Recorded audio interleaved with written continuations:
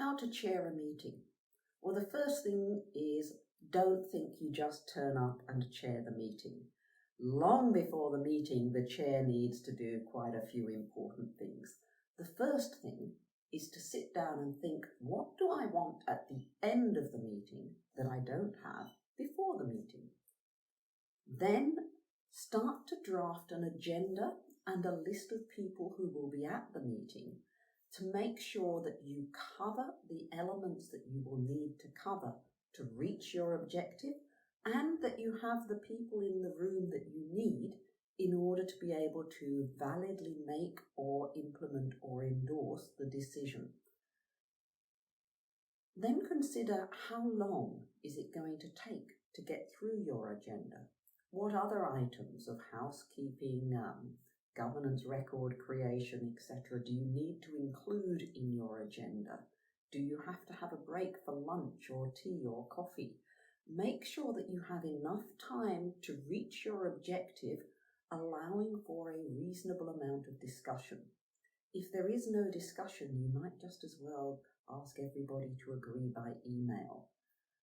When you are at the meeting, now you have an agenda, you have papers, you have people present. It is really important that you as chair are across all of the items in all of the papers and do not need to be reading whilst the meeting is in process. You should be spending your time and attention on the other people in the room. Make sure that you have most of your attention on whoever is speaking at the time, and usually as chair that should not be you. Your role is to listen, to encourage others to contribute, and to make sure that you draw out all of the insights required before you request a decision. So listen carefully to everyone who is speaking, but maintain an awareness of the people who are not speaking and who might wish to be speaking next. Where possible, make sure that you set some rules about how long people may talk, how respectfully they may treat other members of the meeting. My suggestion is with the utmost respect. When you feel that the discussion has covered everything useful and it is time for a decision, this is the point at which the chair will usually speak up. One of your key roles is to provide a quick summary of what you believe are the 3 or 4 key points, and then a trial decision. So are we resolved that this is what we're going to do? So can I take it that we are resolved that we will approve this, that or the other? If everyone agrees, nod at whoever is taking your minutes and move on to the next items on your agenda. When you get to the end of the agenda, ask people if there's anything they would like to raise that has not been raised at the meeting but should be. You might as well take the opportunity whilst they're all there. Ask people to suggest items for the next meeting if there is to be a follow-up, or to contact you by email after the meeting with suggestions in a timely fashion so that items can be included onto the agenda of any subsequent meetings. Thank people for their participation.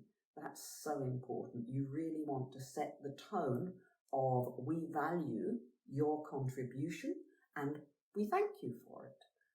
And then just declare the meeting closed.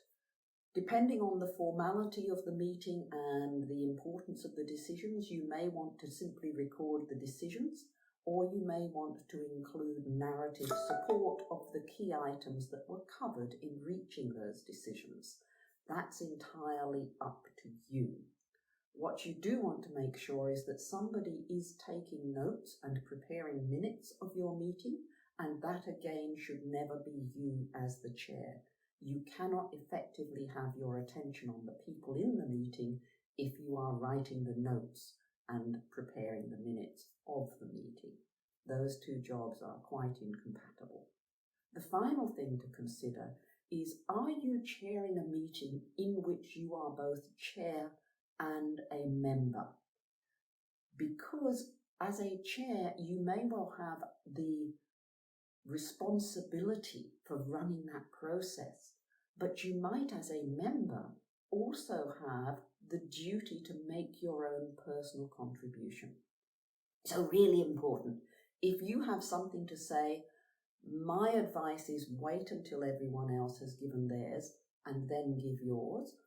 However, the last thing said, particularly when it comes from the chair, often carries extra weight. So you may prefer to put your comments into the middle of the discussion or to put your comments at the front of the discussion, but that of course then predisposes every following speaker because the chair, who carries some authority, has already spoken on the topic. So these are all items to consider. Every meeting and every chair is unique, but if you pay attention to the people, pay attention to the process, and pay attention above all else to getting a valuable output, you will be considered a great chair. Good luck, have fun.